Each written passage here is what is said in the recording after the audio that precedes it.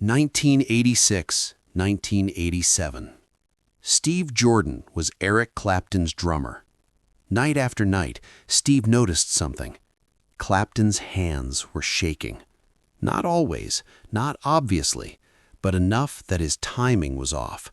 His fingers fumbled transitions. His playing, usually flawless, was inconsistent. Steve knew what shaking hands meant. Clapton was going through withdrawal, detoxing in secret, still performing, still trying to hide it. Steve never said anything to Clapton, never confronted him, never asked if he was okay. Instead, Steve did something else. He changed his drumming. He simplified his patterns, made them easier to follow, gave Clapton more space, adjusted his timing to accommodate when Clapton's hands weren't cooperating. For months, Steve Jordan played differently, not because the music needed it, but because Clapton needed it. In 2010, Clapton found out. "Steve, why didn't you ever say anything? Why didn't you tell me you knew?" "Steve, because you weren't ready to talk about it, but I could help without talking. That's what the drums are for." Late 1986, Eric Clapton was 41 years old. He'd been drinking and using drugs for over 20 years, heroin in the early 1970s, alcohol through the late 70s and early 80s. By 1986, Clapton knew he had to stop. The drinking was destroying him, his health, his relationships, his music. In late 1986, Clapton made the decision: get sober. For real this time, no more half measures. But he had a problem. He was in the middle of planning a major tour. Band hired, venues booked, contracts signed, fans expecting him. Clapton decided he'd detox while touring. Dangerous, difficult, but he couldn't cancel, couldn't disappoint people, couldn't admit publicly that he was struggling. So he detoxed in secret, with medical supervision, using medication to manage withdrawal, but still performing, still trying to be Eric Clapton on stage while his body was going through hell. Steve Jordan was Clapton's drummer for this tour. Steve was 29 years old in 1986. He'd been a session drummer for years, playing with everyone from Stevie Wonder to the Blues Brothers. He was professional, reliable, and observant. Within the first few weeks of rehearsals, Steve noticed something was wrong with Clapton. Clapton's hands shook during sound checks, not constantly, but periodically, enough that Steve saw it. Clapton's timing wavered, notes came out unclear, transitions that should have been smooth were fumbled, and Clapton was sweating more than normal, taking frequent breaks, drinking water constantly, leaving rehearsals suddenly, coming back looking exhausted. Steve recognized the signs. He'd seen addiction before. In the music industry, you couldn't avoid it. He knew what withdrawal looked like, what detox looked like. Clapton was trying to get sober, and he was trying to hide it. Steve made a decision. He wouldn't say anything. Not because he didn't care, but because he understood something important. Clapton wasn't ready to talk about it. If Steve asked, "Eric, are you okay? Or are you going through something?" Clapton would have to either lie or admit what he wasn't ready to admit publicly. That would add pressure, add stress, make the detox harder. So Steve decided to help without asking, to support without acknowledging, to use music to accommodate what Clapton's body couldn't do. Steve started changing how he played. Normally, Steve played complex patterns, intricate rhythms. He was a technically brilliant drummer, capable of sophisticated jazz-influenced playing. But with Clapton struggling, complexity wasn't helpful. It was extra information Clapton's compromised system had to process. So Steve simplified. He stripped his patterns down to basics, kept time cleanly but without flourishes, made his playing predictable, not boring, but reliable, easy to follow. When a song required a particular tempo, Steve watched Clapton carefully. If Clapton's hands were shaking that night, Steve would slow the tempo slightly, Not enough for the audience to notice, but enough to give Clapton's fingers more time to move. When a song had complex chord changes, Steve added space, an extra beat here, a pause there, giving Clapton's hands time to transition when they weren't cooperating. When Clapton's timing wavered, when Withdrawal made his internal clock unreliable, Steve adjusted. Instead of forcing Clapton to stay locked to the drums, Steve followed Clapton, bent his timing to accommodate rather than demanding Clapton keep up. Some nights were worse than others. Steve learned to read Clapton's body language before they even started playing. If Clapton's shoulders were tense during sound check, if he kept flexing his fingers, if he was quieter than usual with the crew, Steve knew those would be difficult nights.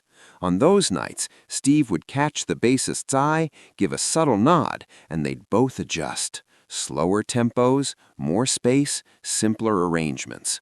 The audience never knew. To them, it sounded like musical choices, but to Steve, it was medical accommodation disguised as artistry. Night after night, for months, Steve Jordan played music designed not for the song, but for the guitarist. Clapton never noticed, or if he did, he thought Steve was just being a good drummer, thought Steve's playing style happened to fit well with his own. Clapton had no idea Steve was actively, consciously adjusting his drumming to help Clapton get through detox. The tour lasted from late 1986 through early 1987.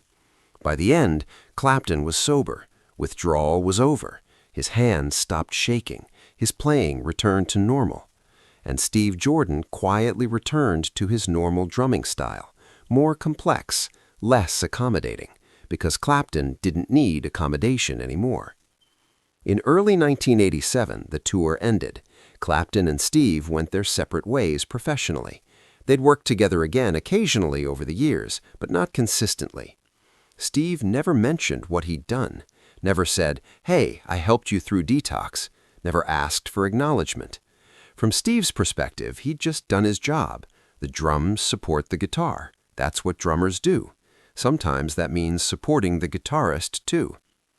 23 years passed. In 2010, Steve Jordan was interviewed by a music journalist for an article about session musicians and their experiences working with major artists. The journalist asked about working with Clapton. Steve mentioned the 1986-87 tour. That was a challenging tour, Steve said. Eric was going through a lot personally. What do you mean? He was detoxing, getting sober. It was hard for him physically. His hands would shake sometimes. His timing would be off. So I adjusted my playing to make it easier for him. The journalist was surprised. Did Clapton know you were doing that? No, I don't think so. He didn't need to know.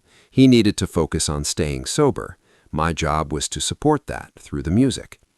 So you changed how you played and he never realized? Right. I simplified patterns, added space, adjusted tempo and timing to accommodate when his body wasn't cooperating. For several months, I basically played a different style of drumming because that's what he needed. That's remarkable. That's the job. The drums exist to support the song, and sometimes the song needs the guitarist to succeed, so you support the guitarist. The interview was published in a music magazine. Not a huge publication, but enough that people in the industry read it. Eric Clapton read it.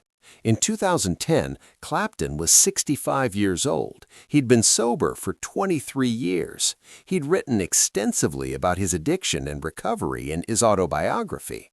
He was open about his past struggles, but he'd never known about Steve Jordan's silent support.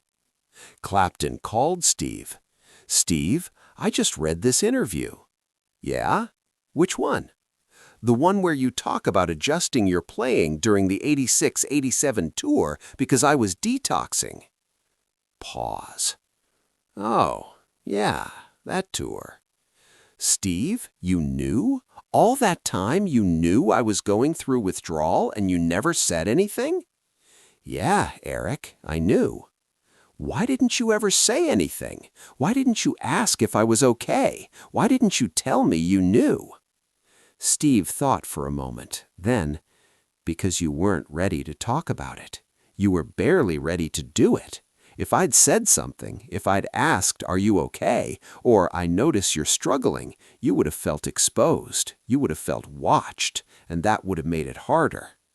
But you were watching. I was observing. As a drummer, that's what you do. You watch the other musicians. You adjust to what they need. I saw you struggling, so I adjusted. You changed how you played. Yeah, I simplified patterns, made things easier to follow, gave you more space, adjusted timing when your hands weren't cooperating. For how long? Several months, from late '86 through early '87, until you got through it and didn't need the accommodation anymore. Clapton was quiet for a long time. Then, "I had no idea. I thought you just happened to play in a way that fit well with me." That was intentional. I wanted it to feel natural. If you'd noticed I was adjusting for you, that would have meant acknowledging what was happening, and you weren't ready for that. You helped me without me knowing I was being helped. That was the point. Why? Why go to that effort without telling me? Steve's answer was simple. Because you needed help, not questions. You needed support, not acknowledgement.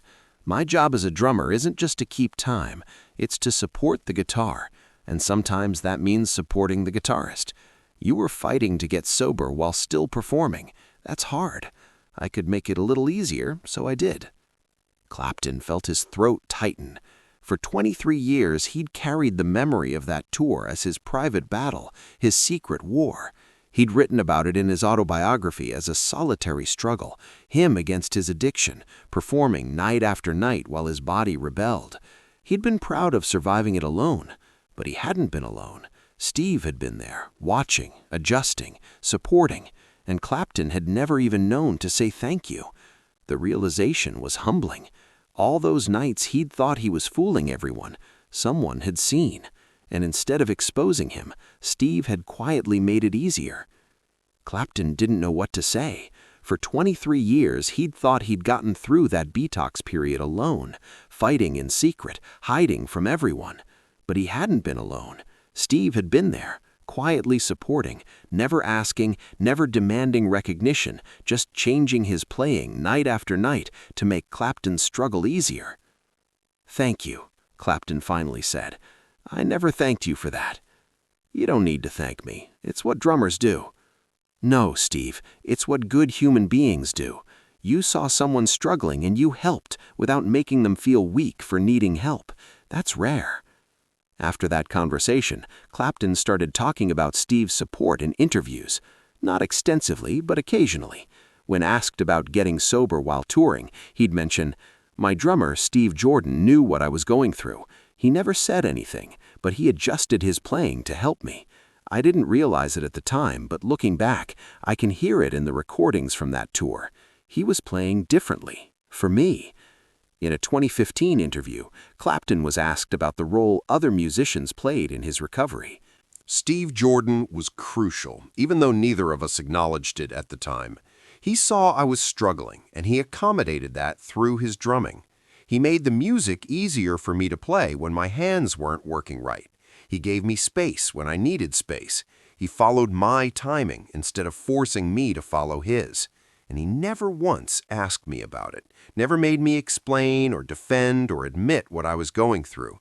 He just helped, quietly, professionally. That's the mark of a great musician and a great person. Steve Jordan, when asked about it in later interviews, remained modest. "I was just doing my job. The drums support the song. Sometimes that means supporting the guitarist through a hard time. Eric was fighting to get sober. That's a battle. As his drummer, I could make that battle a little easier, so I did. That's all." Today, the 1986-87 tour is remembered by Clapton as one of the most important periods of his life, not because of the music, though the music was good, but because it was when he finally got sober, when he finally broke free from decades of addiction. And part of what made that possible was Steve Jordan, watching, noticing, adjusting, helping without asking. The recordings from that tour still exist. If you listen carefully, you can hear what Steve was doing. The drumming is simpler than Steve's usual style, more space, more predictability, less flash. At the time, critics noticed. Some reviews mentioned that Steve's drumming seemed restrained or unusually simple for a player of his caliber. They didn't know why. They thought maybe Steve was holding back, playing conservatively. They didn't know he was playing medicine, using rhythm and space and timing to help a guitarist whose hands were shaking from withdrawal. The lesson in this story isn't about music, it's about empathy. Steve Jordan understood something important. Sometimes people need help, but they're not ready to admit they need help. Asking, "Are you okay?" can feel like an accusation. Offering unsolicited help can feel like pity. But there's another way to help, quietly, without acknowledgement, by adjusting your behavior to accommodate someone's struggle without making them explain their struggle. Steve changed his drumming. He didn't change his attitude toward Clapton, didn't treat him differently personally, didn't ask invasive questions, just played drums in a way that made Clapton's life easier. That's empathy, real, functional empathy, not just feeling bad for someone, but taking action to help while respecting their dignity and privacy. Years later, Clapton was asked, "What did you learn from Steve's support?" Clapton thought for a moment. "I learned that the best help is often invisible. Steve helped me every night for months, and I never knew. He supported me without making me feel weak. He accommodated my struggle without forcing me to name my struggle. That taught me something about how to help others. Sometimes the kindest thing you can do is help without asking for acknowledgement. Help without demanding gratitude. Just see what someone needs and provide it, quietly." Do you wish he'd told you at the time?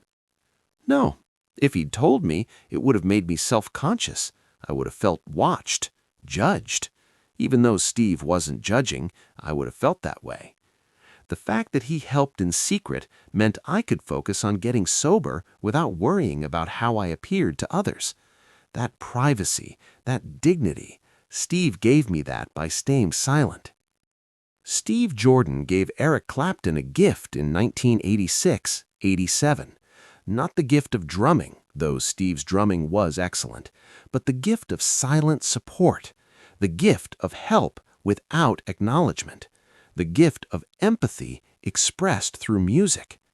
Sometimes the best way to support someone is to do it so quietly they don't even know they're being supported. Sometimes the drums don't just keep time, they keep people together, keep people going, keep people alive. Steve Jordan changed his playing because Eric Clapton needed it changed, and Clapton didn't know for 23 years, because Steve understood you weren't ready to talk about it, but I could help without talking. That's what the drums are for.